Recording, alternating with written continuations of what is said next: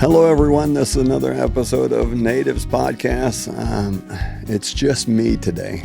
No Bob Thornton. I know. Everybody's going, Bob. He's got the boat show and he has a home show. He's got two things he's got to work that he didn't tell me about when we booked this, but I'm happy to have Wayne Canner here.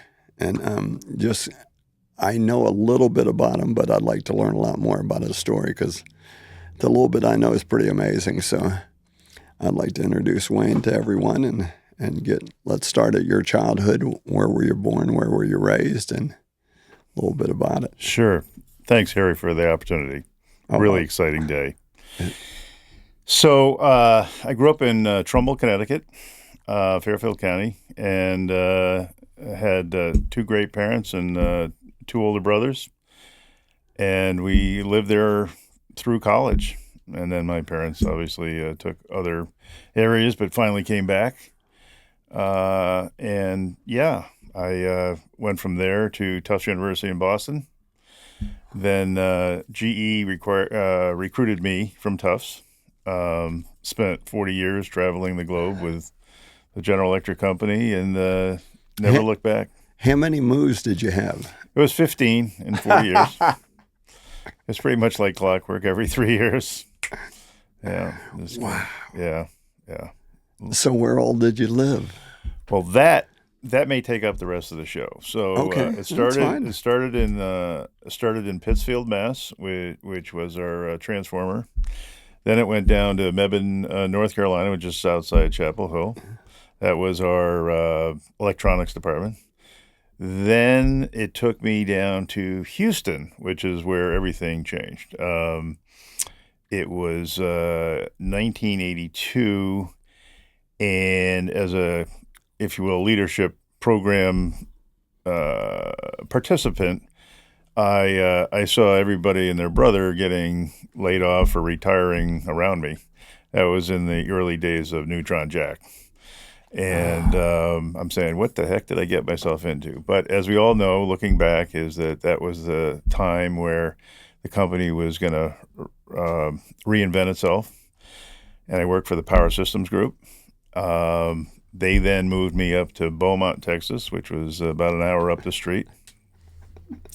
And I cut my teeth for a couple of years up with the oil and gas and the petrochemical business in the Power Systems organization.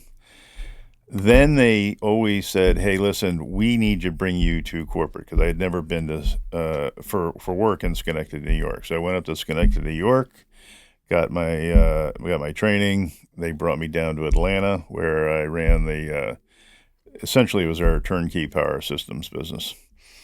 And then I made a move in Atlanta to our computer-aided design group, CalMA. CalMA then said, "Hey, listen, we have a new GE Capital business which does all of the computer services group." So they moved me in Atlanta to the computer services group. So then the big moves happened. They said it's probably 89, they said, "We need you to go up and run the healthcare business in the Northeast." So I went up to Boston, lived in Connecticut, Mystic, Connecticut, worked in the healthcare business between New York and Boston.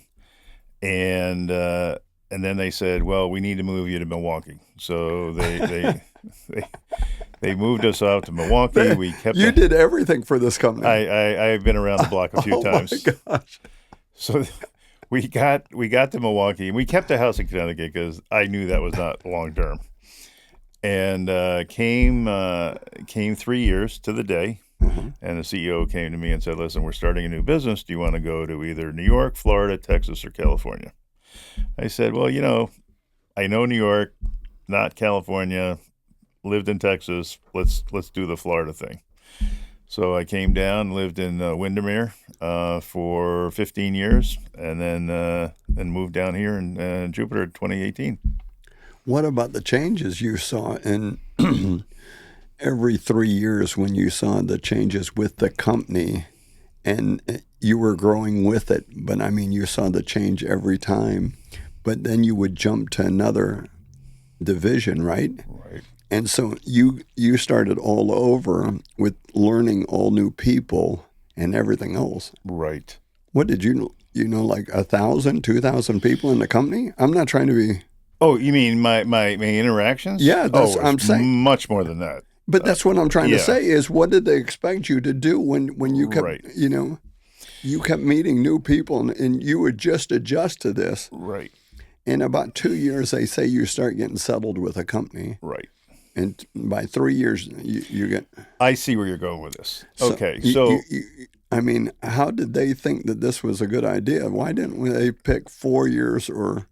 I mean, what was their system? I'm well, asking. there's a couple. You're raising some really good points. There were two things going on at the same time. First of all, I started with GE when all the the moves were happening. Yep. Jack had just come into office as chairman and That's CEO right. Yep. in 1979. That's when all that started. So he was re-engineering the whole organization. Secondly, there was a philosophy of sorts in GE that leaders could lead any business given enough background. It was the people part of it that you needed to figure out how to mobilize. And so they literally, in our corporate leadership and development in Crotonville, New York, they would actually come in and pluck people out of the crowd saying, okay, you work for locomotives today. Tomorrow you're going to go and run the aircraft engine business or the plastics business, any one of those. But it was based on your skill set. So I was in marketing and business development for all those years. Right. And so that trade really transformed across all the businesses. That was the direct connect that you always kind of carried with you. Does that make sense? Yeah. Oh, it does. But I'm just surprised that they had it as that they could run it like that. Well, that's the second point that you raised, that if you remember, the big accounting firms always said up or out. That was their mantra. And now we obviously didn't hold that true and fast to the organization, but it really was, if you're going to move, we're going to give you larger and larger opportunities to prove yourself. So it wasn't. Actually, let me flip that on around just a bit.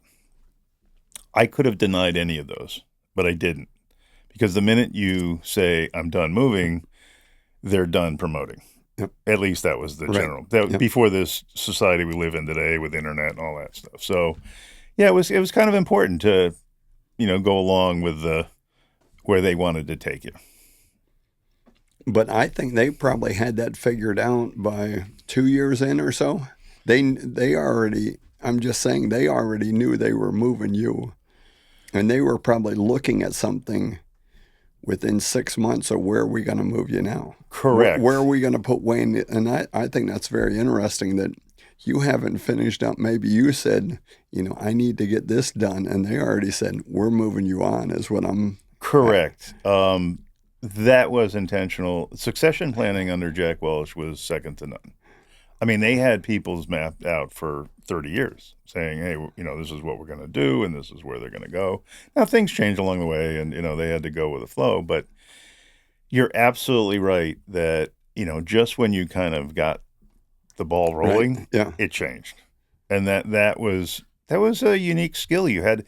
Actually, it's a on-the-job training on how to adapt and make the best of the situation. Yeah. And just when you get this rolling good, now you got to learn a whole new one in a new city. Yeah. And they didn't do that in the same city. They just said, hey, we're throwing you over here. Now we're all on this, and now you got to learn all this. Well, it's more complex than you may think, right? There's family issues. You're dragging your family around with you. That's a big deal. Then you're learning a new industry. Some were easier or some were harder. And then there was the people part and the finance part and the marketing part, but each of those came with their different challenges. You're right. Okay. So how many kids do you have? Wife and how many kids? Well, that's the good part, right, is I've got 2 children from my first marriage. Okay. I met Lynn in 2018. She was living in the Woodlands, Texas, and her daughter lived here in Tequesta. And I had moved down here, as I said, in 2018, and I'm just enjoying the golf and the beach and the sun. And I met her through her daughter, and she came up. We got married, and she carries 3 daughters and 11 grandkids. Wow. So we got a big family. You got, yeah. And so your first 2 children, you have, right? You had 2 children with the first marriage. Yep. My son lives on the North Shore of Oahu. Oh. He's a professor at University of Hawaii. Oh. And my daughter went to FSU for pre-med and is in Australia. You can't get farther away. That's right. They're on opposite ends of the globe. Yeah, but you got to think even when you call them on time zone. Oh. You know what? It's not like, yeah. Guess what just happened? Right. You know what? Or do something. Right. You know. Or can you come over? Yep. You're 6 hours behind, yeah. or you're 13 hours 13. Ahead. Yeah. You know, with. But we got family all over, and you know what? That's what makes it fun. Yep. We get to go to places that, are new and different. And we do a lot of family stuff all the time, which is a lot due to my wife, Lynn. Because of Lynn. Yeah. You know. So you would be playing more golf without Lynn, but Lynn keeps you with family, you know. No, they asked me that when I walked in. When I retired in 2018, I started this media company in Palm Beach, mm-hmm. Which does profiles of leadership for my covers. And I do that at no charge because it's really my give back to the community. Unfortunately, my golf game has never gotten any better in 60 years. And so the definition of insanity is doing the same thing over and over again and never seeing any change. But I did come down with stage 4 cancer in 2024. And it really changed my life. It changed my perspective. It changed my priorities. And, that was really a point where I said, golf is not the most important thing in my life. My wife, my family, my faith, and my friends. And that's where I'm at. Well, it's that was when they diagnosed you, that changed everything right then. I mean, yes, sir. You looked at the world a lot differently. Little things that, the sunrise and that stuff meant a lot more to you probably. Yes, sir. I tell the story a lot only because people that I'm close to have asked. And and a lot of people, ironically, have come up to me saying, thank you for telling me the story because I don't know how to talk to or communicate with people that I know that may have a disease like cancer or something. Mm-hmm. And I say, listen, just be honest. Yep. Just be authentic, and don't be afraid. They'll share what they want. But since you asked, we were in the, it took about 3 months to get all the testing done, and we were in the oncologist's office in October of 24. And I tell this story all the time that when you're sitting there and they say you have cancer, I never heard another word she said for the next 59 minutes. It was truly a blackout. Now, my wife was there, and obviously she was an OR nurse for 40 years, understood everything she was saying, and you really, you just go into a coma of sorts. But to your point earlier that, when you start to come out, you start to say, okay, I don't know how long it is, but I'm certainly going to prioritize, what I do every day when I wake up. And it's a blessing. I was given a 12-month expected life in October 24. We are now in January 26, and I'm in great shape. My tumors are almost gone, but it really puts a whole new perspective on life. Yeah. And Harry, it's friends like you that, I meet along the journey and say, boy, thank you, Lord Jesus, Oh, yeah. that I've met these people. Well, that's another thing. I mean, how much has faith been a part of it, too? I'm glad you asked. I've always been, our family grew up in Connecticut, congregational. We would go to church every week religiously. And through the moves, ironically, I'd always find a church that suited my needs in the towns that I resided. But we fortunately landed on Christ Fellowship here in Palm Beach Gardens, and Pastor Tom and Pastor Todd and Julie have been an amazing friends and support for me and my journey. As a matter of fact, when I was diagnosed in October 24, the first call I got was from Dr. John Maxwell wishing me well, saying a prayer and saying, Godspeed. The next was Tom Mullins, obviously, and the rest is history. But I will say this, and I apologize for going on about No, it. please go on. I want you to. I think the toughest thing is that you get some bad news, but the tendency would be, just let everybody know what's going on. And I resisted that for one reason and one reason only. I don't need 100 different opinions on what needs to be done. I had a doctor. Now, family and close friends are one thing, but the other one was, and I'm glad I did it, because as I healed and as I went through treatment, it became easier to tell the story, but also it was a good news story, not a woe is me story.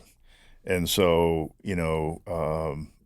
letting other friends that maybe were in the dark kind of understand the journey. It's been rewarding for me to be able to share that. And now there's a term that I never thought it would use, but I am a survivor. Yeah. Wow. So. Amen to that. Yes, sir. Well, and I would have to say that a big part of that has to be John Maxwell, too, because, when he speaks, it's just, wow. He's an amazing individual. John is amazing, but he's also unique. Yep. He can sit down with anybody and feel like he's your best friend within 5 minutes. But his world knowledge is unparalleled in terms of how to build a better life, how to lead organizations, how to lead people. And I think he's found a niche that is just amazing, simply amazing, and quite frankly, life-changing for a lot of people. Well, I would say he's probably made a difference in at least 100,000 people or more. More than that. 500,000. I think it's approaching 1 million. A million. Only because he's got. And here's a tidbit for you from John. Yep. Everybody's got their kind of nuggets of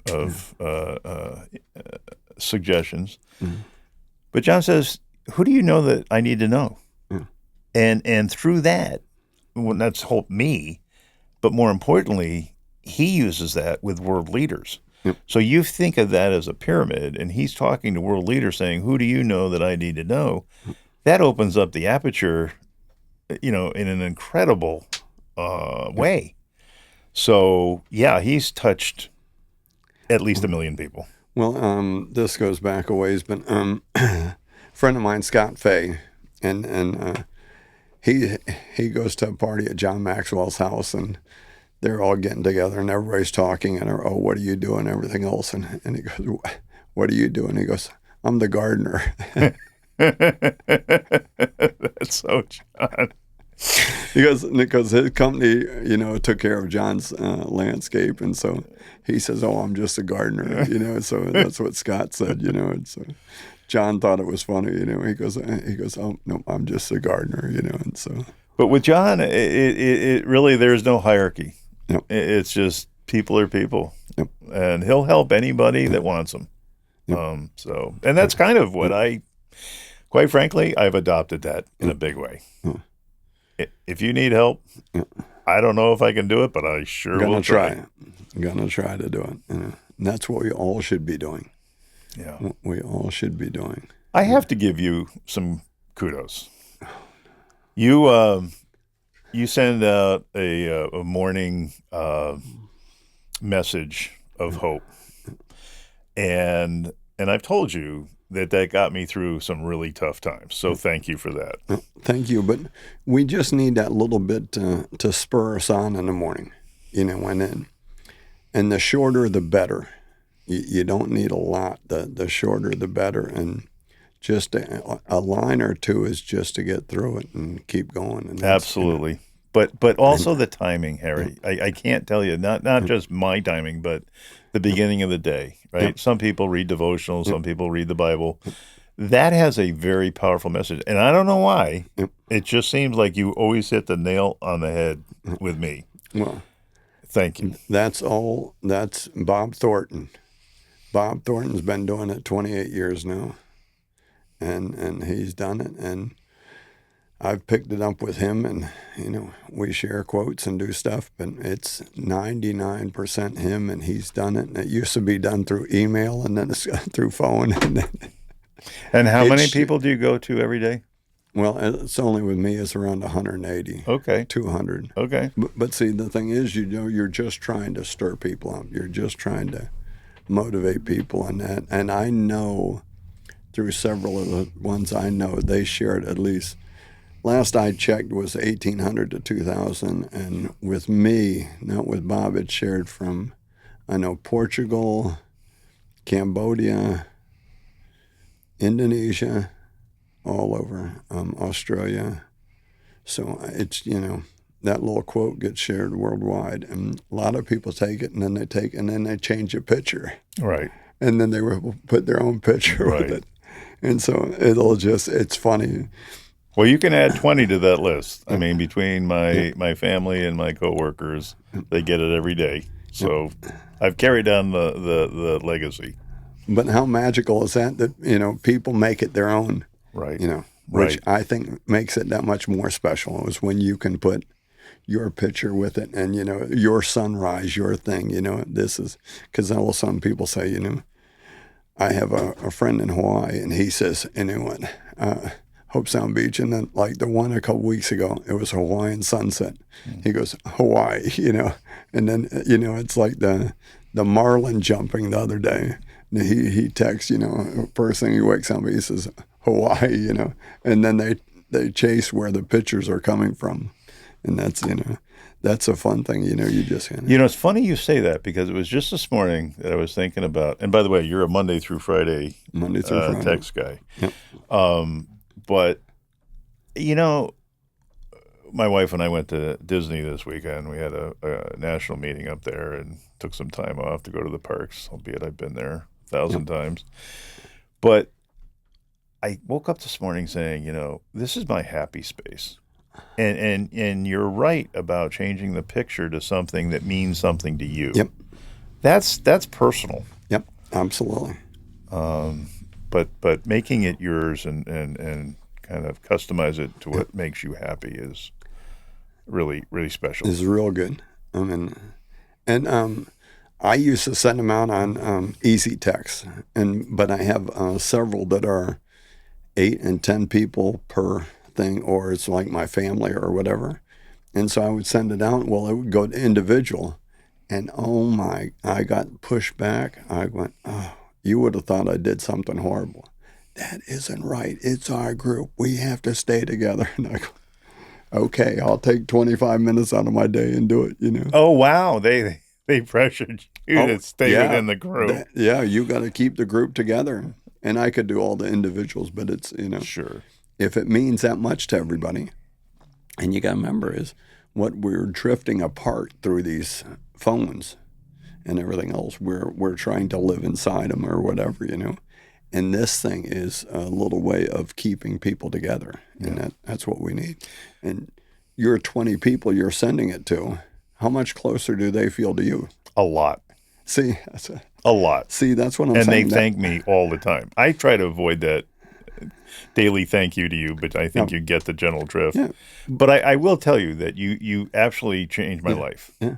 Harry, Well, you changed my life. Thank you. And Thank you so much. that little note, Yeah.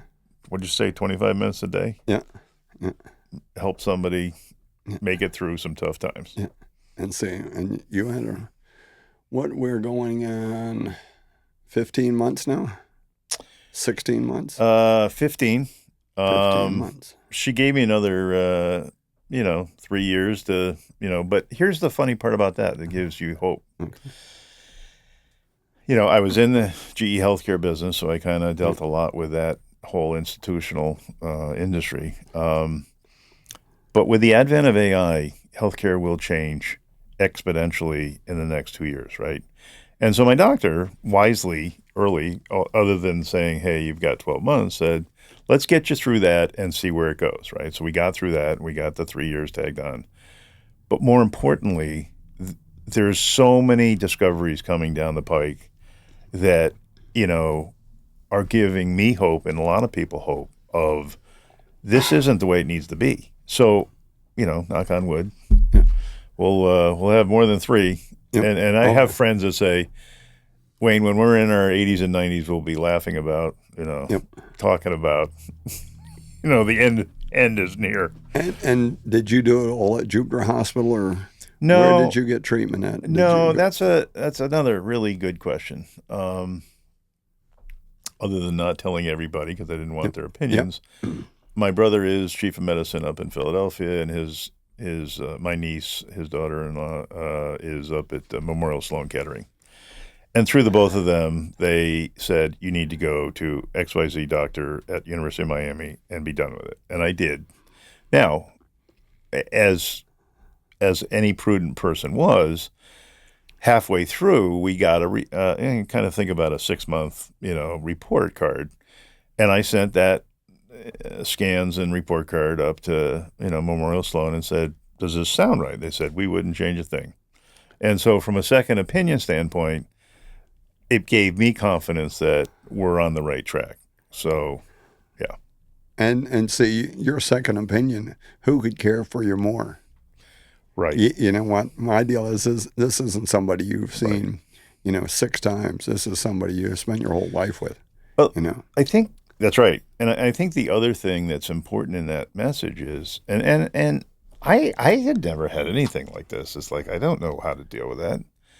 But what happened is, it was Stephanie, my niece, that said, when you're in something as serious that it really, a second opinion is not a big deal. Like you need to do it. It's not like taking your car to a second opinion, whether I need a new, oil change. Yeah. But with something as life-changing as that, a second opinion is critical. And that University of Miami, how many days a week were you down there? Well, that's the good news. Okay. They have an office in Deerfield and a clinic, a Newport Center in Deerfield. And I didn't have to go to Miami for chemo once a month. It was in Deerfield. That would have been a bit much. At least it was 45 minutes and not an hour and a half through traffic. So, that was a blessing. Because they make you go all the way down there. Oh yeah, this could have turned into an overnight stay. Yep. If I had to go to MD Anderson in Texas or even Memorial Sloan in New York, we're talking about airlines, we're talking about hotel rooms, we're talking about no. And I know people that actually have gone through that. Yep. And so a friend of mine, he had friends drive him down there and back, and so you would mix it up so you'd have different people talking to you, right, which I thought was a brilliant way to go. So you don't have the same thing. So you kind of, I will say this: the chemo treatment at Deerfield, the University of Miami Deerfield Center, was second to none. Wow. Absolutely world class. And while you're thinking about a lot of other things, they make sure that you're happy, comfortable, getting the right treatment, etc. It's just really, really great service. Well, see, that's it. Going to a university hospital is the difference too. It's just a whole nother world. And a friend of mine, I don't know, close to 25 years ago, he had leg issues and everything else. And, well, he fell on the backstretch of Daytona and he lost a bone out of his leg and everything else, and infection. And his leg was shrinking. They wanted to take it off. And I said, no. We kept working. And we got to University of Miami and Dr. Whittles. And Whittles just said, we're going to get the infection out of it. We're going to fuse your ankle. And then he says, we'll stretch the leg back out. And it took about a year to get the infection out and did it. And if you watch him walk now, you can hardly tell that it's fused. And my deal is when nobody else gives you a chance, you know what, you might want to go to a university hospital or a teaching hospital and say, what do you have for us? I don't want to, Let me validate what you just said. Okay. So both of my parents were in Trumbull, kind of living out home health care and stuff. And both of them got sick at different times, but my mom was first. And we're down south, so I can kind of use some names up there. But, Yale New Haven system is made up of about 8 different hospitals from Greenwich to Westerly, Rhode Island. And they lived in Trumbull right in the middle. And my mom was rushed with a stroke to Bridgeport Hospital, which is an inner city hospital and, one of the ancillary sites, but got an infection. Infection and falls are the two things that really hurt people the most. Going into the hospital, you think it's a place for safety, and that's what happens.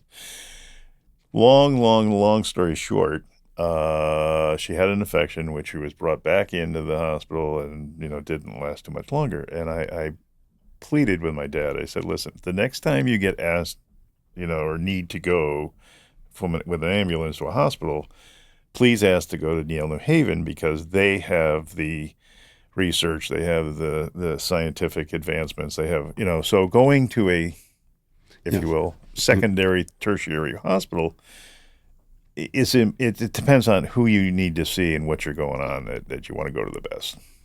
Yes, you do, because it's your life, and don't go to a second-rate hospital.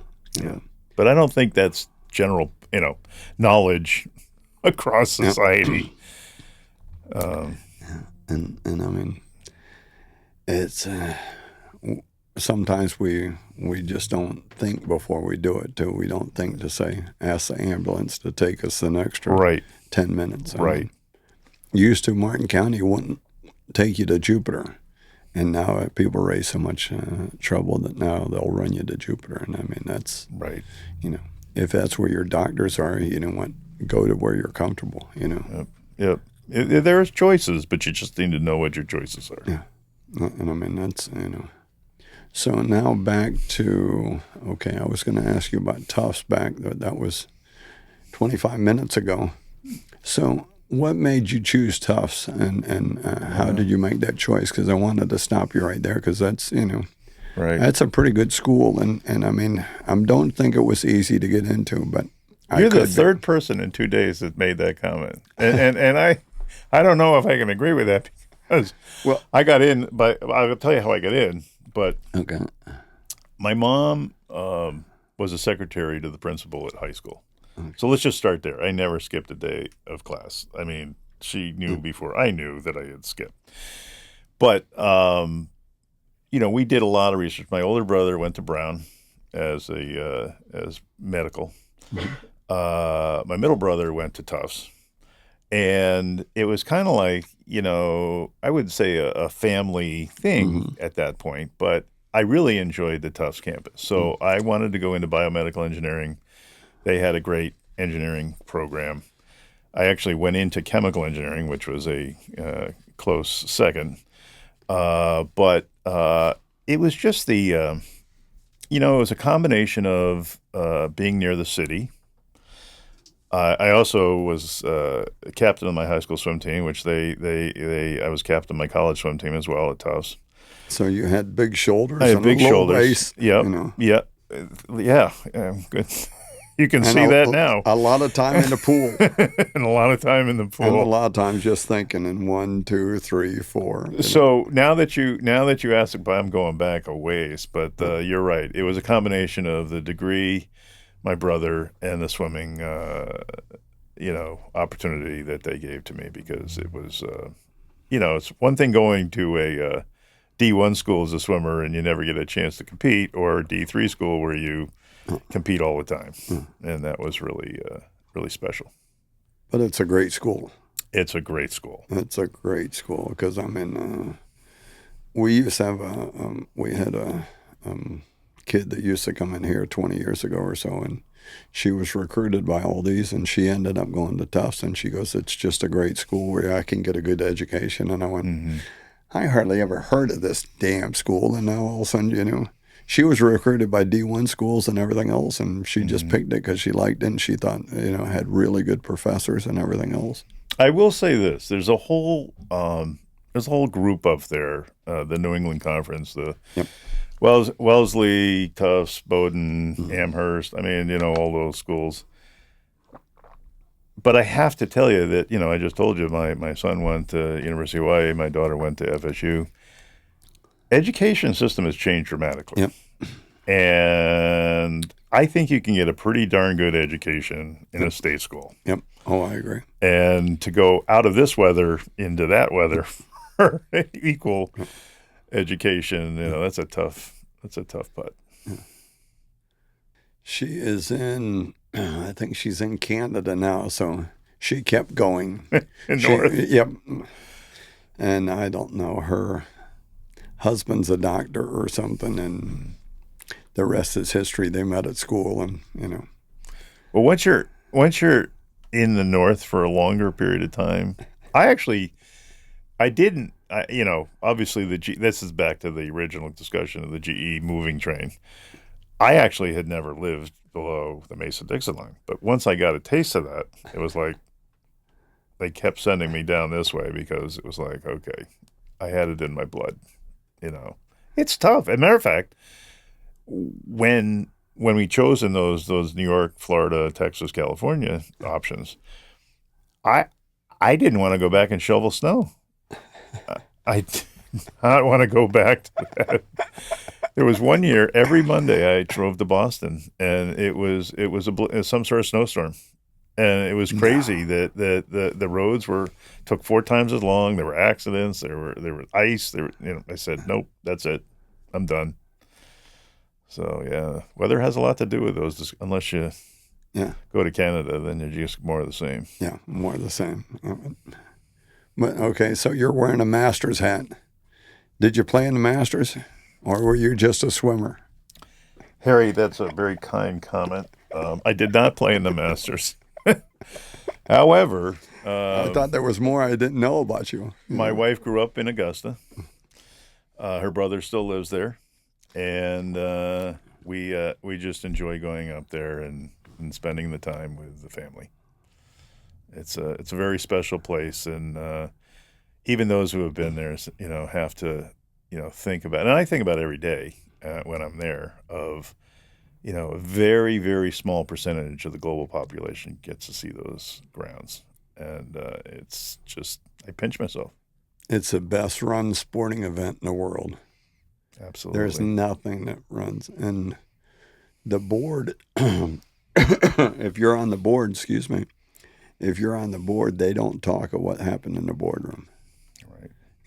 Right. One of my customers, he was treasurer, and so I kidded with him. I says, what's those gift shops ring a day? He goes, I don't know. And so I turned to his wife and I said, what do you think? I said, is it like $5 million or something? And she goes, he never talks about what happens in the meeting, no matter what. Right. They can't talk about what happens. And she goes, he doesn't talk about it, and never has. So he walks out of that meeting and zips. And that's a pretty hard thing to do. He said, if I talk about it, I talk about it with them. I don't talk with anybody else. Well, her brother ran the merchandise. Yeah. And I don't know what year you're thinking about, Yep. but it's exponential every year Yep. in terms of consumer spend. Yeah. I mean, you would be shocked, I think, at the number of tabs that are raised overseas, Asia, Europe. That's a crazy what they said what they were shipping that day, what they were just shipping to, I forgot, Japan or something. They were just boxing up to go. And I go, what? I had like a couple shirts and that, and I thought, ooh, I'm doing this and I'm nothing. I spent $300 or whatever, it's right. And I said, the average guy's got to end up 1,000. And he goes, I don't know. He would not come off. I said, 2,000, he would not say a word about it. He just mums a word and we're not talking, It's pretty neat that they keep it tight though. Yeah. And I mean, and look, when they had Chick-fil-A, they wanted Chick-fil-A to do it. And Chick-fil-A, they wouldn't even go to the chairman and said, nope, got to do it on Sunday. Not going to do it. Yep. Good for him. Well, I asked him, I said, why don't you have cheeseburgers? And he goes, the smell. And I go, oh, I never thought of that, It ruined it, and that's why you run chicken sandwiches and everything else. But, like, it's a special place, though. Well, it also, they keep the prices of the food the same they were in 1962. Yeah. It's just crazy. Yeah. Chicken sandwich, $3. Egg salad sandwich, $1.50. Pimento cheese sandwich, $1.50. At the Masters? At the Masters. Every year. Every year. Pretty good. Yeah. It's a good deal. Yeah, but like iced tea and that's $3. Beer, $2. Yeah. And I mean, that's what it is. I mean, they are amazing. And when you go in, now there's no cell phones. And they it. So about 50 feet before the gate, they say everything out of your pockets. So there's a guy there holding a tray, and you put in a tray, and you walk through the detector. You hands it back to you, scans your ticket, and you go through. And I go, why don't the airports figure this out? This guy just scanned me and everything else, and I'm through just like that, and I hardly stop walking. And there's a guy there with a wand if something happens. But my deal is you run that efficiently. Mm-hmm. Imagine if our airports did that. We talk about that all the time, my wife and I, that there's so many ways that we could be more efficient. It's pretty scary. It's very scary, Well, let's go back to some other things in your life. So I'm sorry, I got. That's okay. Okay. So the magazine that you do, the profiles. I wanted to get to that. So how many you do? 12 a year, or is it? It's quarterly? A monthly publication. Yep. There are 4 of them. There's 3 in Palm Beach Gardens, and one opened up in October in West Palm Beach. Probably one of the most exciting projects I've taken on in my career. Is it? Including the GE. The reason is, West Palm Beach is probably one of the hottest markets in the world right now. It is. And, think about the connection of leadership and West Palm Beach. It was somewhere around the midway through the pandemic that I had the 3 publications in Gardens. And in the early days, Jack Welch was still alive, living in Lost Tree. And I really wanted to, step up my game and kind of give back to the community of telling these stories. So it started out with kind of these profiles of leadership in Palm Beach Gardens, but so many of my sponsors had come to me saying, listen, you need to take the show on the road to West Palm because there are so many leaders down there, you can't throw a stone and not hit one, that will take the market, if you will, to another. With all those businesses moving in town, all those executives from companies far and wide moving in, they really want to get to know their peers. That's what this is all about.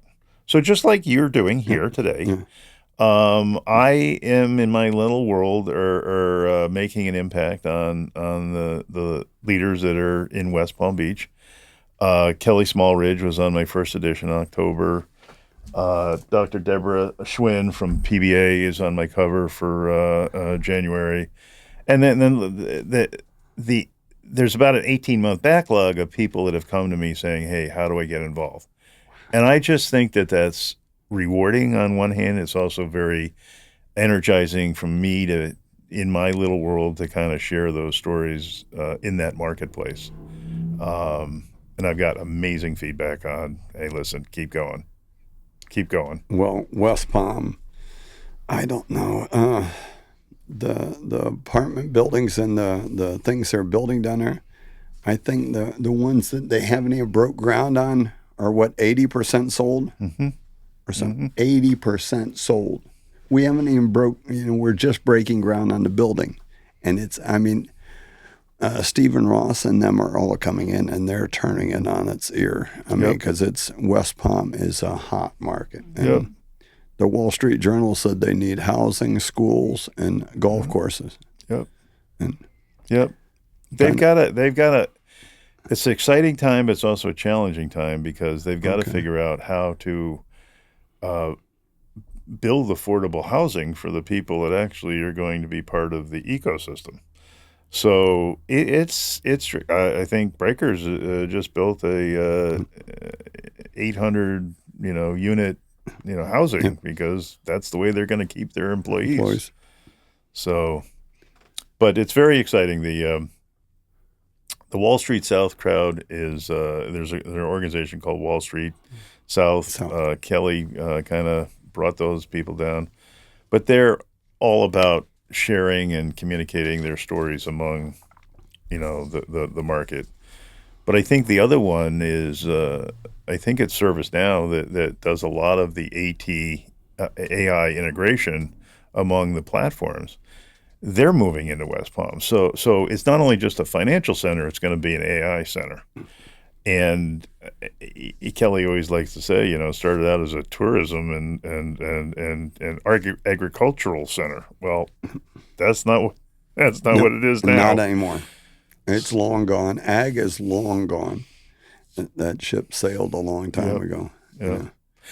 Now, I don't know if you've noticed, but we've noticed, as you drive from Jupiter down to West Palm on Route 1, that whole area is slowly changing for the better. Yep. And it's not going to be long besides just West Palm, all the way up the intercoastal is going to be massive growth. Massive.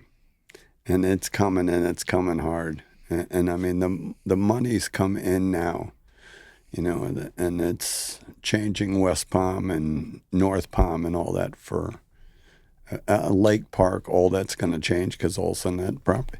But there you go back to the low income housing, and I don't know what you do for that. I don't know what you do. There's no easy answer, but again, we're kind of bringing all these stories back to roost. So, Trumbull was a bedroom community for New York City. You just have to have transportation. I know Brightline was set up to connect Orlando and Tampa and Miami, but there's also the daily commuters that we got to figure that out. You can't build all the low end housing down there, but you got to have quite a bit. But you also have to have options for people to commute and still get a good job and have a good life. Yeah. And I mean, Martin County, I was trying to get people to, I had some people interested in doing the tiny homes because we have Project Lift here would build them. And then we had in Indiantown about getting property through Apogee and Atlantic Fields and that, and they were interested in the change of mayors and stuff in Indiantown, and the thing fell apart. And so I mean I think that's the best way. If you just show that you're a Martin County worker, you work in Martin County. As soon as you don't work in Martin County, just say you pay $800 a month. You pay $800 a month. You have it where $400 of that goes towards the housing. $400 would go in an account. So if they stayed there 4 years, that $400 would roll over, and then when they left, they would take that with them and then you would create, and kids would be able to start building on it. But I didn't do any good. That fell through. But somebody else is going to have to kick the can down the road. Well, you know what? Ideas like that, though, you never know when they're going to resurface. No, seriously. I it's on a shelf collecting dust at this point, but that is a solution. That's what we got to do. We got to do. And tiny houses. I mean, how much of us really need a big house? We live in Florida. Yeah. It's an outdoor world. Outside. No, I know. I agree. I told my wife that last week. I said, when I bought my house in Windermere, the realtor kept saying, you're not buying the inside square footage. You're buying everything outside. Yep. I said, that's a good point. You don't need a big house. Well, I said with the tiny house is if you have an 8x10 patio outside, you're going to spend most of your time. And if you covered it, you're going to spend even more time there. And that's the way it is. And we have to think about this. And I don't know, we probably need to get back into it and try again. Yeah. Yeah. You get other things. Life gets in the way and you get frustrated on these. And it doesn't matter whether it's that or the Everglades or whatever. I've been in all these. But I know Martin County is in for some growth. I mean, we just talked about the growth north in Palm Beach, and there's no magic wall at Palm Beach, Martin County. So some of it's going to for sure bleed into Martin. But rural density, we got rural density through, and that was the best thing we could have got through. Mm. And we got through in 2021. And that means if you have 1,000 acres, you can have 314 homes, many golf courses as you want, but you know what? And that's what's kept us down. And I mean, it's, and right now we have the ranch out by Apogee on Bridge Road. That went from 600 homes to 172 homes, 7 cottages, 2 golf courses, but 1,200 acres of wetlands they gave up. And see, when when you start getting wetlands and you start getting this stuff helps the whole area. And I mean, we're buying Martin County forever, at half-cent tax to going by. And we have a lot of all the properties we have picked out we think we can get. And we just had one bought with the state's money. So right now, Martin County, we've been on the right path of keeping it this way. We're going to grow. Everything grows. That's if you think it's not going to grow, you're really in trouble because that's, Right. That's a place in Orlando called Fantasyland. Right. And, it's definitely not in the real world. Right.